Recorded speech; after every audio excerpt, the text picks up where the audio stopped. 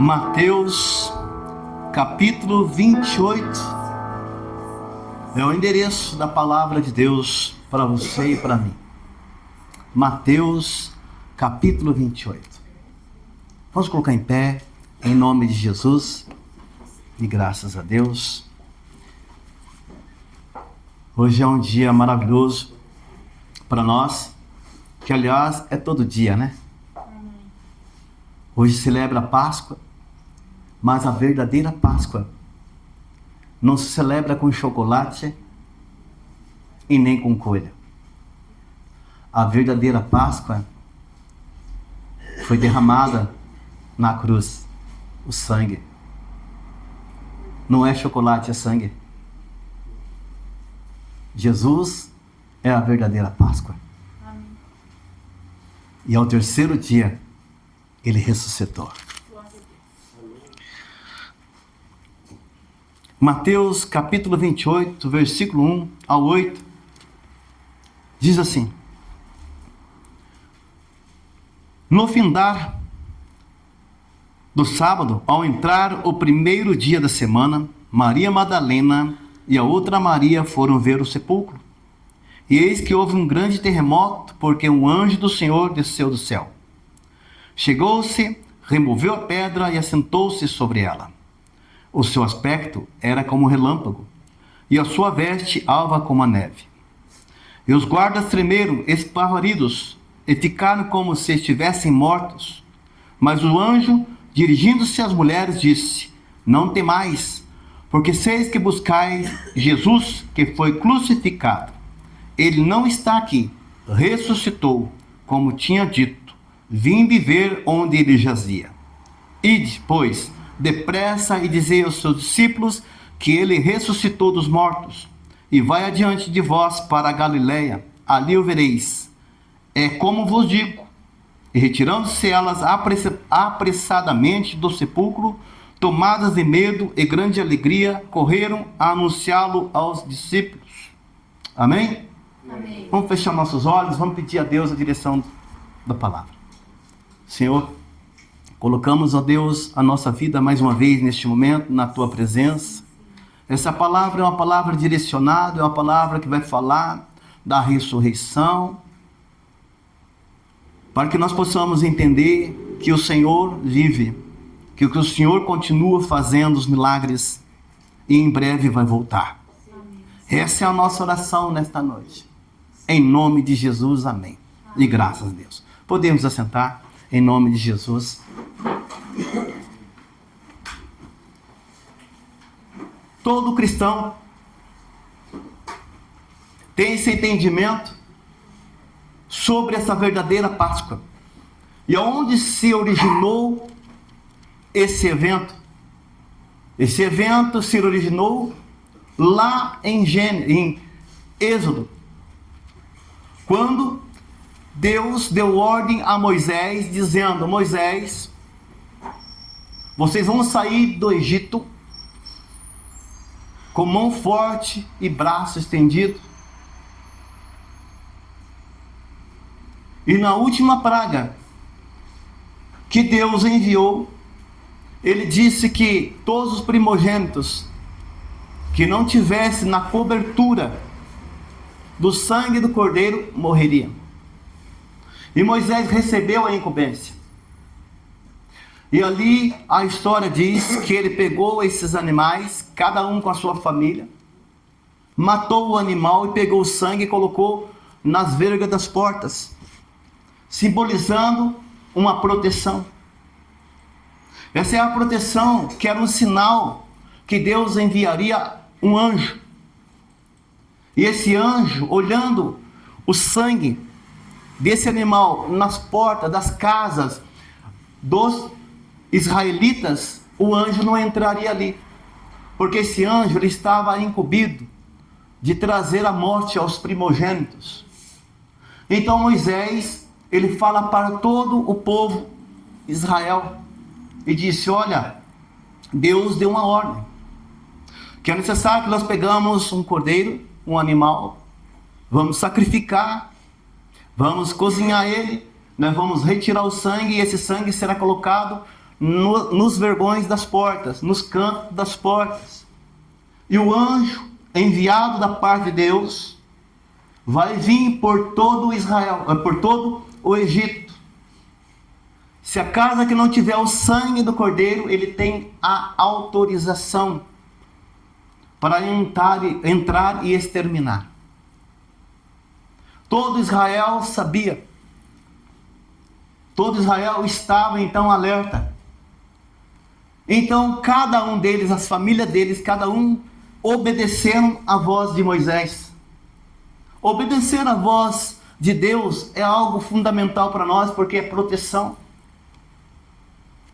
Se nós ouvirmos a voz dele, nós seremos bem-aventurados. E se ele falou, ele vai cumprir. E ninguém pode revogar a vontade de Deus. E Deus deu a oportunidade para que o povo do Egito ouvisse a voz de Deus. Porém, muitos foram negligenciando e não aceitaram a voz de Deus através de Moisés. Então, Deus chegou o momento dele executar o seu plano. E o povo de Israel, então, obedeceram a voz de Moisés. E eles pegaram esses animais, sacrificou esses animais e colocou sangue nas portas daquelas casas. E chegou o momento determinado. O momento determinado de Deus não é igual ao nosso. Mas ele dá o tempo necessário para a gente se precaver, para a gente se preparar, para a gente estar alerta. Mas ele nos dá a instrução para nós. Então o povo não foi pego de surpresa. Porque Deus, ele não nos dá surpresa para nós. Ele nos alerta, ele nos ensina, nos instrui, nos dá a direção para a gente fazer o que deve ser feito. E Moisés então instrui o povo coloca o sangue nos umbrais. Chegou um momento determinado, no horário específico, no momento específico, o anjo foi liberto, foi autorizado por Deus. A palavra não diz, mas podemos conjecturar dizendo assim, pode ir. E o anjo então recebeu a ordem. E essa ordem foi executada. Então o anjo veio. Ninguém pôde ver o anjo. Mas o cheiro da morte começou a assolar o Egito. Você não consegue ver o lado espiritual. Mas existe uma batalha espiritual contra você e contra mim que você não vê. Mas você sente. E você, se não tiver entendimento do que você está lutando, você se desespera. E você fica até com medo. Você desiste. Você se sente desacreditado. Mas quando você tem um entendimento das coisas espirituais, Deus te dá o discernimento para você agir. Não com armas carnais, mas espirituais. O que o povo do Egito fez? Pegou e estava ali em silêncio, cada um na sua casa, ali abrigado. Bom, nessa casa não vai entrar o espírito da morte. A melhor coisa que existe é que nós sabemos que nós estamos protegidos pelo divino. Se estamos protegidos pelo divino, pelo Deus Todo-Poderoso, não há o que temer. Foi isso que Moisés falou com Noé. Noé, prepara a grande arca, coloque betume nas portas, sele ela, faça conforme deve ser feito, porque haverá uma chuva que jamais houve. Noé obedeceu. Ele fez a arca, se preparou com toda a sua família, no momento certo, específico com Deus, foi então enviado as chuvas. E a chuva não pôde conter quem estava dentro, porque estavam protegidos por Deus. Essa é a proteção que nós temos diante de Deus. É uma proteção que você precisa acreditar. Que você está dentro dela e nenhum mal acontece. Hoje nós temos uma casa. As portas das nossas casas, infelizmente, temos que trancar. Por quê? Você não vai conseguir dormir com a porta da sua casa aberta. Porque você tem medo do invasor. Você tem medo que alguém entre na sua casa e possa ceifar a sua vida. Então você olha a sua casa, veja, está tudo certo, janela está certa, a porta está certa, fechou, trancou, você vai dormir em paz. Por quê? Porque você sabe que a sua casa está segura. Você toma um sono gostoso, tranquilo, suave, porque você está descansando. Porque você olhou com os seus olhos a sua casa. Mas muitas vezes você olhou com os seus olhos naturais. Muitas vezes você confiou no seu braço. Mas não é isso que Deus nos ensina. Ele quer que nós tenhamos a confiança plena nele. Que essa casa que o Senhor mostra para nós não é uma casa física, mas uma proteção que Ele tem ao nosso favor. E essa proteção que eu quero dizer para você, que está sobre cada um de nós. Então não se desespere. Fique na defensiva, mas não vacile.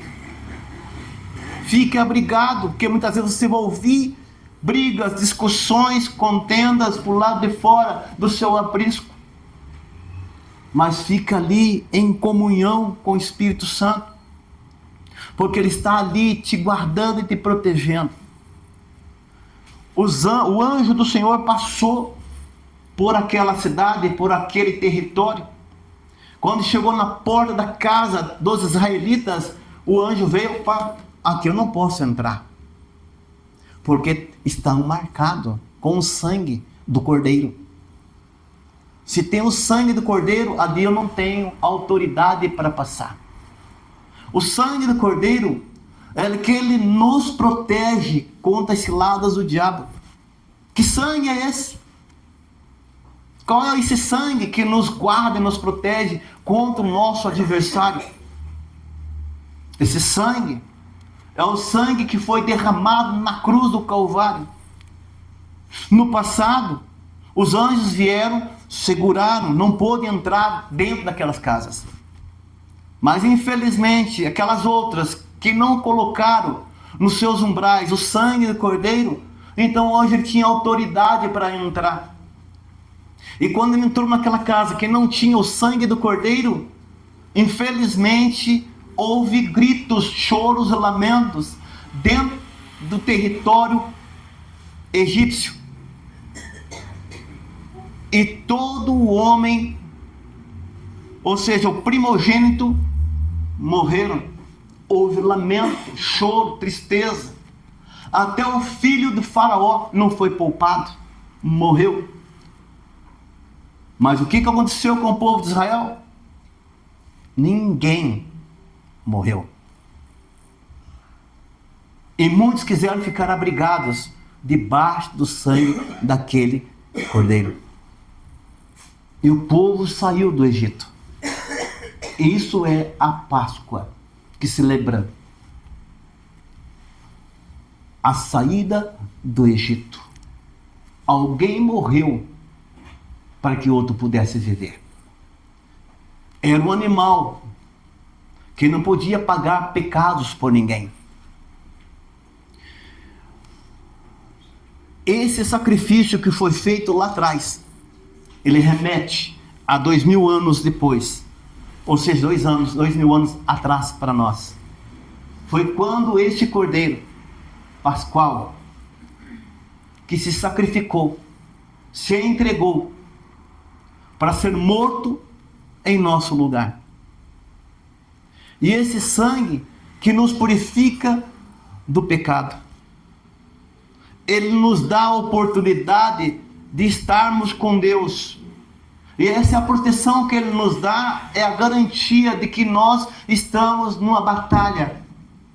Porque essa é a batalha que o diabo, o inimigo de nossas almas, vem contra nós, tentando nos tirar a bênção, quer nos tirar a proteção divina de Deus contra nós. E é por isso que nós devemos viver uma vida em comunhão com Deus e acreditar nas promessas dele. O diabo, pensando que ia derrotar Jesus, porque ele sabia que Jesus, o Messias, o Cristo haveria de vir. O diabo ele não sabia quem era o Messias que haveria de vir. Satanás ele estava nessa terra há milhares de anos, mas existia uma promessa que haveria de vir o Cristo, o ungido, o Filho de Deus, que morreria no lugar dos homens. Então Satanás sabia. Então ele tentou várias vezes frustrar os planos de Deus, mas ele não sabia quem era o Cristo, o ungido. Então ele tentou matar muitos homens, colocando pecado nos homens, porque este homem, este Cristo não podia ter pecado nenhum. Ele tinha que ser santo, imaculado. Ele poderia ser tentado, mas não podia deixar-se tentar. Ou seja, se deixar e entrar nas astutas ciladas do diabo. Então o diabo, Satanás, usando homens, ele tentou desarticular as coisas de Deus. Ele tentou e derrubou vários homens, achando que esses homens eram o Cristo. Quando Jesus aparece no cenário da humanidade, Satanás, através de Herodes, tenta matar as crianças. E ele viu os sinais que o Cristo haveria de vir. Então Herodes, já cheio das coisas de Satanás, tenta matar as crianças, mas Deus avisa o jovem casal para que levasse o filho e ficasse no Egito. Esse menino, que muitas pessoas não sabiam quem era ele, mas Maria sabia que aquele menino era o Cristo, o Filho do Deus vivo.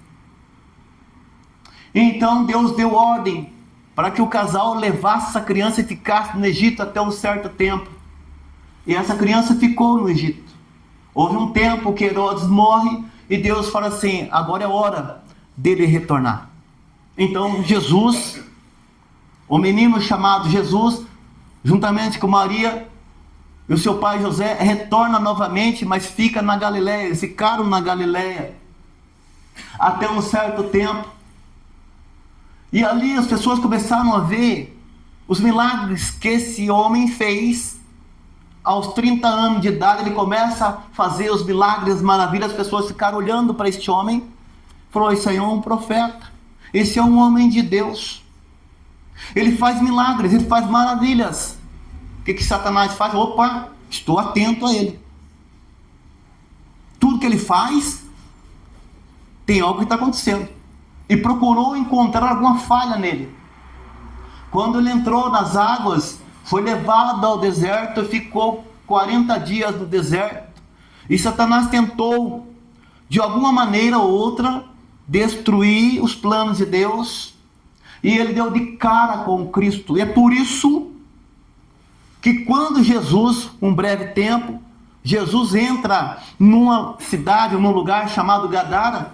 Ali Jesus entra e aquele homem que estava possesso de demônios, o demônio se manifestou naquele homem e falou assim: que temos contigo, Jesus de Nazaré? Ainda não é chegada a nossa hora. Esses demônios olharam e viram que era Jesus, que era o Messias. E Jesus deu ordem para que os demônios saíssem daquele homem e entrassem nos porcos. Então o cenário estava analisando, as pessoas não estavam vendo, pensando que era o Filho de Deus, o ungido de Deus. Mas alguns começaram a perceber que aquele homem era o ungido de Deus. O seu primo, João Batista, reconhece que ele era o Messias, o Salvador do mundo, aquele que ia tirar os pecados. Então se levantou calúnia contra ele.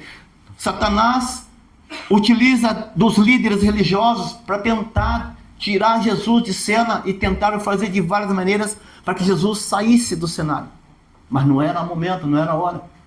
Mas chegou um tempo, por calúnia e difamação, fizeram com que levantasse alguma coisa suspeita contra Jesus, e os líderes religiosos conseguiram fazer com que a massa Ou seja, o povo inflamasse contra Jesus, achando que Jesus era mentiroso, era um blasfemo, e pegaram Jesus e levaram para a cruz do Calvário para matar Jesus. E com certeza no cenário espiritual, Satanás estava triunfando, achando que Jesus estava saindo do cenário da humanidade, e talvez Satanás pensasse: vou esperar mais 1000 anos para que venha o Cristo, porque esse aqui está morrendo na cruz. Ele vai morrer e não vai fazer o seu intuito. Pelo contrário, Satanás conhece as Escrituras, mas ele não conhece a essência de Deus. Satanás pensa que consegue desarticular as coisas do Senhor. Qual mente que pode desarticular a mente de Cristo? Quem pode sondar o coração de Deus? Quem? Somente aqueles a quem Deus quiser revelar. E para quem Deus revela? Deus revela para Satanás? Não. Deus revela aos seus santos. Deus revela a nós os seus planos. Ele mostra para você, Ele dá sinais para você, para que você possa entender que Ele está numa batalha ao seu favor. E muitas vezes você sente algumas pisadas de Satanás, você sente algumas setas de Satanás, mas olha só quantas coisas Deus tem segurado ao seu favor. Quantas coisas poderiam acontecer se Deus não te desse proteção? Quantas coisas poderiam acontecer e quantas batalhas houve para que você viesse aqui hoje? É porque você não sabe a batalha que enfrentou, mas você foi determinado, você foi determinada, porque você olha além da cruz, você olha Ele sim é o mais importante da sua vida, porque Ele está ao seu favor. Você não consegue vê-lo, mas você sabe que Ele está aqui junto com você hoje. Ele está colocando paz no seu coração e alegria em tua alma. Então não se desespere, fique em paz, fique tranquilo. Jesus, quando Ele foi crucificado, depois que foi tirado da cruz, as pessoas voltaram à sua vida normal, cotidiana, algumas entristecidas. Muitas pessoas falaram: poxa vida, disseram que Ele era o Messias, que Ele fez milagres, fez maravilhas, mas e aí, e agora? Vamos voltar novamente à nossa vida cotidiana, as lutas vão vir, as dificuldades vão vir novamente, e agora? Tudo que Ele falou, prometeu, foi para água abaixo, e agora o que vai fazer? Então muitas pessoas começaram a ter a sua vida cotidiana. Certo momento, 2 homens andando pelo caminho de Emaús, voltando para sua cidade normal, de cabeça baixa, reclamando, pensavam que era Ele o Messias, era o Salvador. Olha só, mas infelizmente isso não aconteceu pelo engano. Daqui a pouco Jesus aparece entre eles e conversa com eles, dialoga com eles, e eles nem prestaram atenção que Jesus estava ali. Mas antes que isso acontecesse, colocaram Jesus lá no sepulcro. O Herodes mandou o Pilatos colocar uma pedra lá, e falou assim: coloca uma pedra e ainda mais, sela com o selo real, coloca soldados ali, guarda aquele lugar ali, porque tem uma promessa que disseram que Ele ia ressuscitar ao 3º dia. Então guarda esse corpo aí. Estava ali a promessa. Quando Deus coloca a história para nós, vai acontecer. Nós temos uma história. Você tem uma história, vocês têm uma história, eu tenho uma história, cada um de nós tem uma história. E ela está escrita no livro. Então, Deus, Ele já deu uma história para nós. Nós estamos vivendo a história de Deus. As promessas de Deus. O sonho de Deus. Os desejos de Deus. Porque Ele nos deu a oportunidade de vivermos uma vida eterna com Ele. De quantas e quantas poderiam nascer, e você teve o privilégio de nascer, porque Ele olhou em você e tem algo para você. Então veja bem, estavam ali os 2 homens cuidando, mas a ordem decretada lá em cima, dizendo que Jesus é o autor da vida. Você sabia que Jesus é o autor da vida? que nada que foi feito se fez se não fosse a presença de Jesus desde o Éden. Desde que o mundo é mundo, Deus, através de Jesus, criou-se todo o mundo. Tem que entender que Jesus não é um Jesus que só 2000 anos. Jesus é eterno desde a eternidade. Jesus não é só o Jesus que você imagina, que há 2000 anos morreu na cruz. Jesus, ele participa da humanidade desde Adão, desde Eva, desde que mundo é mundo. Jesus participa da humanidade. Mas 2000 anos, ele se apresentou em forma humana. Saiu do seu trono para fazer a vontade do Pai. E se entregou por nós pecadores. Ele passou a ser mortal, sentindo as nossas dores, as nossas enfermidades.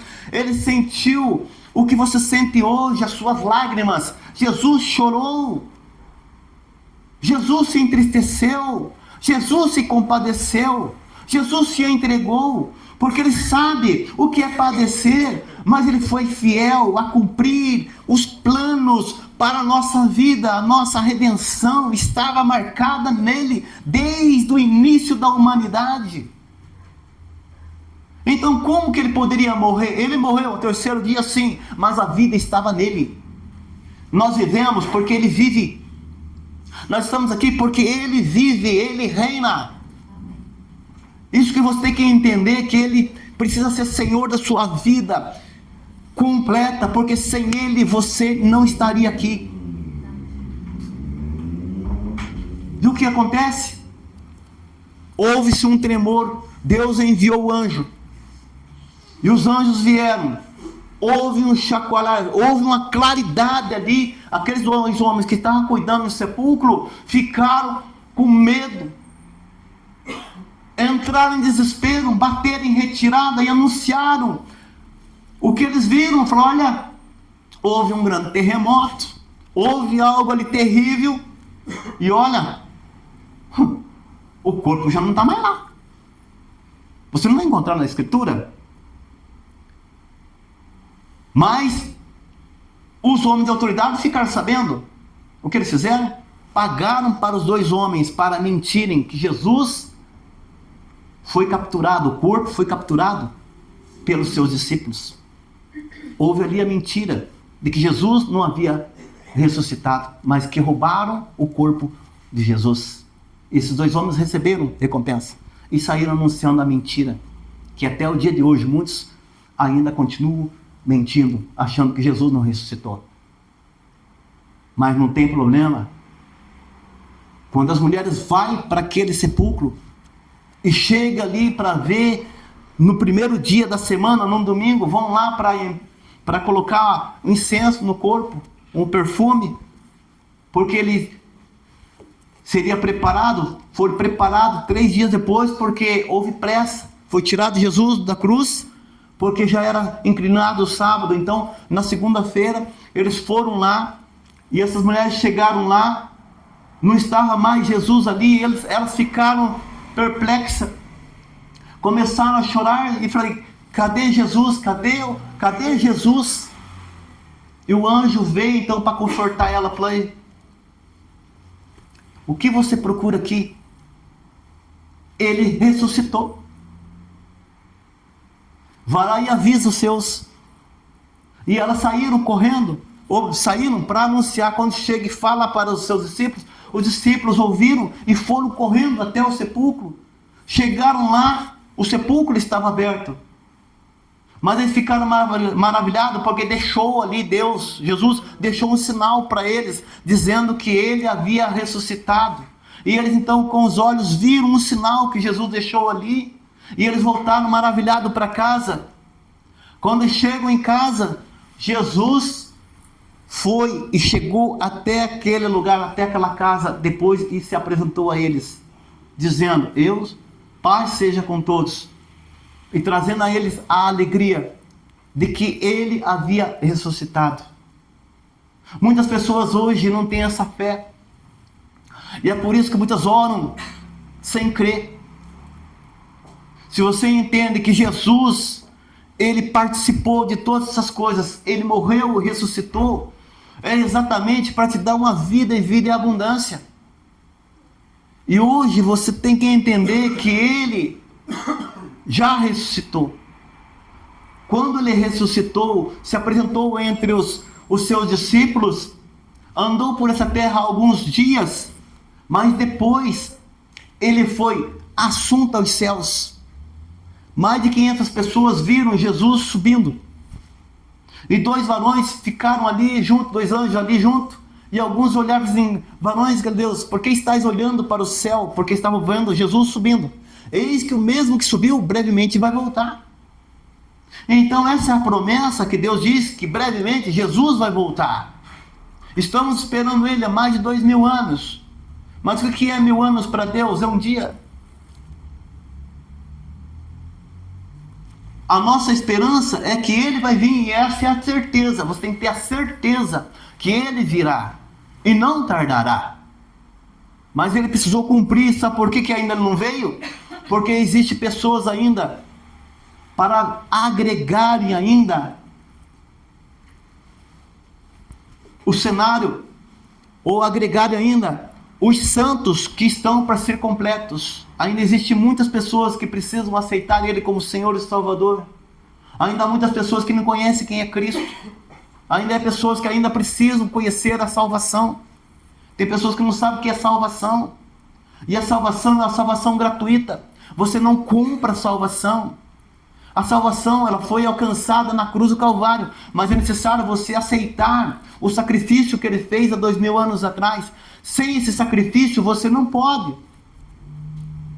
Ele te dá essa oportunidade para você ter uma vida para Ele. Você guarda essa vida em santidade, aceita Ele como Senhor e Salvador da sua vida, fica uma vida em comum com Ele, vive nessa terra trabalhando normal, nas suas dificuldades normais, mas guarda a sua vida em santidade, porque um dia voltaremos ao pó, porque do pó fosse tomado, porque esse corpo, essa carcaça física, ela volta ao pó, e esta alma, ela vai ser entregue a Deus, e aí haverá a ressurreição dos mortos, que aqueles que morreram em Cristo serão ressuscitados, e aqueles que estão esperando em vida serão transformados num piscar de olhos e encontrarão Jesus nos ares. Essa é a promessa que Deus nos dá. E não é uma palavra da carochinha, mas é uma palavra de salvação, de verdade. É por isso que você sente esse bloqueio, que muitas vezes vem um bloqueio contra você, para você não conhecer a verdade.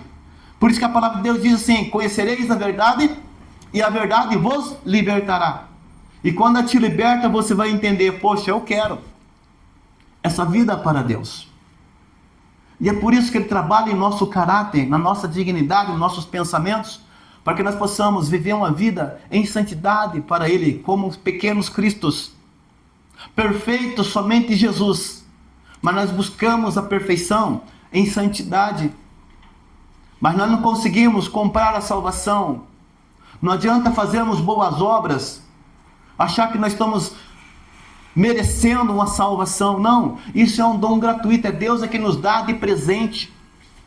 A salvação é um presente de Deus para nossas almas, e é por isso que nós somos gratos por isso. Então, se alegre quando você está tendo uma luta espiritual. Se alegre quando você está passando por dificuldades, porque você está carregando a cruz de Cristo. E essa é a cruz que cada um devemos carregar. Não sei qual é a cruz que você está carregando, mas pode ter certeza, ela se encaixa perfeitamente até aquele dia que você vai trocar a sua cruz por uma coroa. E essa coroa é a coroa da vida eterna. Então, a partir de hoje, que você ouviu essa palavra de ensino, de instrução, para a sua alma, para que você não seja pego de surpresa. Porque o Senhor ensina, fala assim: olha, estou te ensinando para que você possa entender o que é a verdade. Porque a verdade está te libertando. Então seja ousado a partir de hoje. Você foi marcado por Deus, e você tem autoridade para vencer as artimanhas do diabo. Você não vence o diabo por você mesmo, mas você vence em nome de Jesus, que tem autoridade. Esse nome Jesus é o que Satanás precisa ver. Esse nome Jesus Satanás vê em você como? Através do sangue do Cordeiro que está dentro do teu coração. Que sangue é esse? É a justificação de Deus na sua vida. Essa justificação que está dentro de você, Satanás fala: eu não posso tocar no servo, não posso tocar no ungido do Senhor, não posso, porque tem o sangue do Cordeiro dentro dele, então eu vou ter que me retirar. Então, se você souber, você sabe que você tem o sangue do Cordeiro em você, então não retroceda, não abaixe a sua cabeça, bata para cima, dizendo: aqui não, Satanás, aqui que reina o Cristo, o sangue do Cordeiro está dentro de mim, e a minha casa está debaixo da autoridade de Cristo. Então, a partir de hoje, receba essa autoridade de Cristo. Você é o embaixador de Cristo. Você não está aqui para passar e sofrer. Você está aqui para vencer. Tem luta? Tem, mas você vai vencer. E você vai dizer: Senhor, eu venci. E a palavra de Deus diz assim: entre benditos do meu Pai, para o gozo eterno. Não haverá choro, não haverá tristeza, nem lamento, porque essas coisas passaram, eis que tudo se fez novo. É a promessa que Deus deu para nós. É a promessa que está escrita nesse livro santo, que muitos tentaram calar a boca de Jesus, mas ninguém pode calar Deus. Deus continua sendo Deus e nós somos dependência dele.